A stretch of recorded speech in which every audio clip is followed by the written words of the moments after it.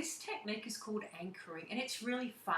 I use it a lot with athletes, with people who have a fear of public speaking, if you want to feel more confident before you have an interview or you have an important meeting. It's a brilliant and fun technique that you can use to help you take charge of your emotional state. Because the thing is, most people don't feel that they can change the way they feel. And because of that, if you are driven to soothe an emotion such as sadness, loneliness, or unhappiness, anger, or anxiety, and you soothe it with food, which is very, very common, you start to feel powerless because it's also become a habitual behaviour. And as you know by now, our habits are run in our subconscious mind. So you've got the swish pattern to help you change the behaviour. This is another way of doing that, where we're actually focusing on how you feel, because how you feel and what you think create your behaviours. And when you can take charge of your emotional state, you have the key to life mastery. So in the document below, it explains how to set an anchor. So I'll very briefly recap. So an anchor is a trigger to do something or feel something, like an alarm clock which goes off, which is your cue to get out of bed. So you're going to create a good feeling that you're anchoring into your body, kinesthetically and auditory, to allow your body to remember to change the way it feels from a not so good feeling to a great feeling. So the first thing to do is to spend a bit of time and have some fun going back into your past and remembering some great events, some fabulous times where you were feeling awesome, perhaps confidence, powerful, happy, empowered, whatever name it is for you. So go back to a time that you felt amazing. Imagine you're there looking through your own eyes. Take note of everything that was going on, everything you can see, what you can hear, what you were saying to yourself, and in particular, notice the feeling. Feel that feeling and imagine it growing and flooding through your body. Now, as you start to feel the feeling in your body, this is where you're going to anchor it. So there's two steps. One, you can say the word yes, or another powerful word, because words have power. And if you say the word yes over and over, it will help you lock that and associate it with a good feeling and turn it up. At the same time, to lock it in kinesthetically, which is through your feelings, simply you can use your thumb and your index finger from your non-dominant hand. So do that at the same time, so you're locking it into your body. When the feeling almost peaks, you want to let go of your thumb and your index finger and stop saying yes. So you're just locking in the most powerful phase. And then you simply stop, clear the screen, and that is the first step for setting an anchor.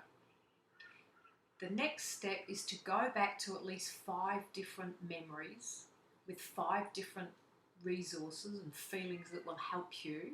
Or you can go back to the same one, but I like to choose different ones. Maybe where you're confident, happy, powerful, whatever it is for you. And you go back to each one and you stack your anchor. So you're literally adding another good feeling onto the one that you've already got. And the key is to just feel the feeling. And if you can't feel it very well, say to yourself, well, what would it feel like if I could imagine what it felt like? So that's the first step. So now you've made your anchor. You want to test it now, and you'll know that it works is if you press your thumb and your index finger together, you say the word yes, and if you've chosen to add any other colours or sounds to your anchor, you should notice a difference in how you feel. Because the idea is when you're in charge of your feelings and you feel better, you will get better behaviours. So have some fun and practice it. And remember, when you're out and about in life, you can add to your anchor anytime by just squeezing your thumb and your index finger when you're out and about having a great time. So you're always building your own resource anchor. The next step is to use your anchor to help you overcome a time where perhaps you might have eaten to soothe an emotion whether it's anxiety, you're feeling worried, you're lonely, or you're bored, and you might have eaten to try and fill up that emotion and soothe it. When you can change the way you feel, you will be able to do a different response. So the first step is to think of a behaviour, a time when you didn't make a healthy choice because you were driven by one of your feelings. So go back to that time and look at what the trigger is. When you were feeling unhappy or anxious, what was the trigger that caused you to eat when you had that feeling? Was it a cue of going to the cupboard and opening up the cupboard? It could be somebody said something to you. Notice what you were thinking and feeling and what your behaviour was. So clear the screen, which is as simple as literally wiping the slate. Now the key is to ask yourself, how would you like to respond? Would you like to just stand there and breathe and feel powerful and just let everything go? Would you like to find something else to do, like go and exercise? So just decide how you would like to respond differently to the situation and what behaviour you would like to be doing. Run through that a few times so you're clear as to how you will respond. The next step is simply close your eyes and go back to a time, one of those old times, those old memories when you would have chosen some unhealthy food. As you go back to that time, notice the trigger, and just when that trigger happens, apply your anchor. So squeeze your thumb and your index finger, say the word yes, and notice how you change the way you feel. And as you're changing the way you feel, rehearse your new response, your new behaviour, so that you can lock it into your body. Now, the key is to practice this several times until you really feel that your new response and behaviour feels right for you. If you need to alter anything, do that.